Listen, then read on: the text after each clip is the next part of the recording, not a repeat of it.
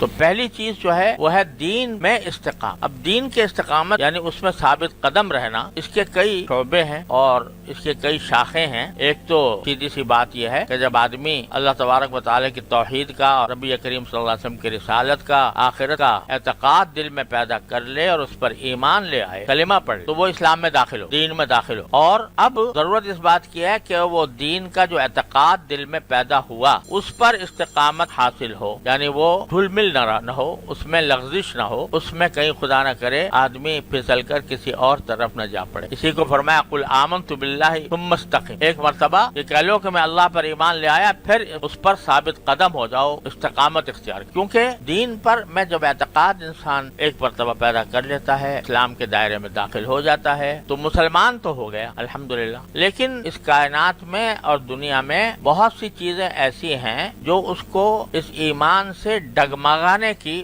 فکر کرتی رہتی. شیطان ہے، نفس ہے، وہ مختلف قسم کے حربے استعمال کرتا ہے کہ یہ آدمی جس نے ایمان اختیار کر لیا ہے اور دین کے بنیادی عقائد کو تسلیم کر لیا ہے، اس کو کسی طرح یہاں سے ڈگمگائیں. اس کا نتیجہ یہ ہوتا ہے العیاذ باللہ کہ چاہے ایک تو انتہائی خطرناک بات تو یہ کہ اللہ بچائے انسان مرتد ہو جائے العیاذ باللہ، وہ تو بہت ہی انتہائی درجے کی بات ہے، اللہ تعالیٰ اس سے مسلمان کو محفوظ ہے. لیکن اس سے کم درجے کی بات یہ ہے کہ دل میں وسوسے، خطرات دل میں پیدا کرتا ہے شیطان. اور کوئی بھی مسلمان ایسا نہیں ہے کہ جس کو کبھی نہ کبھی اس قسم کے وساوس سے واسطہ نہ پڑتا ہو. وہ اس لیے شیطان لاتا ہے کہ یہ ذرا اس کے اندر جو ایمان تو نام ہے نا پکے اعتقاد کا، لیکن اس پکے اعتقاد کو ذرا جھنجھوڑ دے، اس کے اندر کچھ کمی پیدا کر دے کہ کچھ شبہات اس میں نکل آئے، کچھ وسوسے نکل آئے. تو ایک وسوسے تو وہ ہوتے ہیں کہ جو غیر اختیاری بعض اوقات انسان کے دل میں آ جاتے، انسان کے اختیار کو اس میں دخل نہیں ہوتا. تو یہ ایسے وسوسے جو ہیں ان کا تو کوئی اعتبار نہیں اور نہ ان سے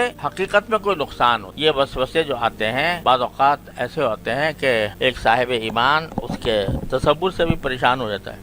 یہ بہت اہم بات عرض کر رہا ہوں سمجھنے کی اور عمل کرنے کی. کوئی بھی انسان ایسا نہیں ہے جس کو کبھی نہ کبھی اس قسم کے وسوسے دل میں نہ آتے ہوں. اور تو اور خود نبی کریم سرور دو عالم صلی اللہ علیہ وسلم ارشاد فرماتے ہیں کہ کبھی کبھی انہ لیغان علی قلب، میرے دل پر بھی کچھ کبھی کبھی بادل سا آ جائے. بادل سا آ جائے کیا مانا کہ کوئی اللہ جانے، اس کے لفظ میں تشریح کرنا بھی ڈر لگتا ہے کہ کوئی وسوسہ ہو یا کوئی چیز ہو جس کو آپ نے اس بات سے تعبیر کیا کہ میرے دل پر بادل سا، تو وہ غیر اختیاری ہوتا ہے. اس سے اس کو اگر آدمی اس کو اہمیت دے اور اہمیت دے کر اس سے پریشان ہو جائے اور پریشان ہو کر یہ سب پریشان ہونے لگے تو وسوسے اور یہ چیزیں پھر انسان کو بعض اوقات مایوسی تک لے جاتی، اور مایوسی جو ہے اللہ بچائے وہ جا کر کفر تک پہنچا دیتی. تو یہ وسوسے جو غیر اختیاری طور پر انسان کے اپنے اختیار کو دخل نہیں، اپنے سوچ کو دخل نہیں ہے، اختیاری سوچ خود بخود آ، تو ان کا طریقہ اور ان سے ان کے شر سے بچنے کا واحد راستہ یہ ہے کہ ان کو اہمیت اس کی وجہ سے پریشان نہ ہو. یوں سمجھے کہ جیسے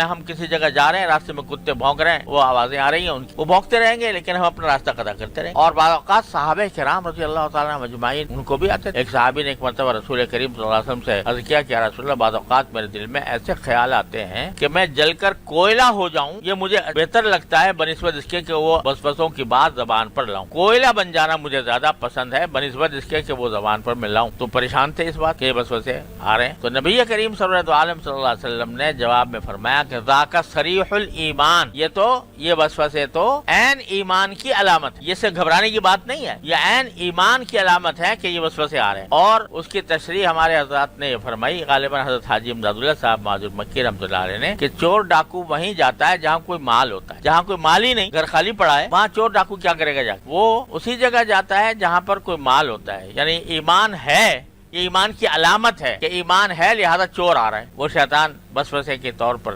چوری کرنا چاہتا ہے. تو اس کا علاج کیا ہے کہ اس کو توجہ. اور قرآن کریم نے فرمایا کہ انما النجوى من الشیطان لیحزن الذین آمنوا ولیس بضارهم شیئا، کہ یہ جو وسوسے آ رہے ہیں یہ جو ہے در حقیقت شیطان کی سرگوشیاں، شیطان آ کر سرگوشی کرتا ہے، یعنی چپ کے دل میں بات ڈالتا ہے. اور یہ کیوں ہوتا ہے؟ لیحزن الذین آمنوا، تاکہ ایمان والوں کو غمزدہ زدہ کرے، ان کو ان کے دل میں افسوس ہو کہ ہائے میں کیا بات سوچنے لگا. تو وہ اس لیے آتا ہے تاکہ لیحزن الذین آمنوا، لیکن ساتھ میں بالکل اطمینان دلا دیا اللہ تعالیٰ نے، لیس بضارہم شیئا، وہ مومنوں کو ذرہ برابر نقصان نہیں پہنچائیں گے. اگر آدمی اس کو یہ سمجھے کہ یہ ایک کتا بھونک رہا ہے تو میں اس سے کوئی نہ اثر لوں گا، نہ پریشان ہوں گا، نہ غمزدہ ہوں گا. اللہ تعالیٰ نے مجھ سے کہہ دیا ہے کہ یہ کوئی نقصان دہ چیز نہیں ہے، بس اس کو نظر انداز کرو اور کام میں لگو. یہی اس کا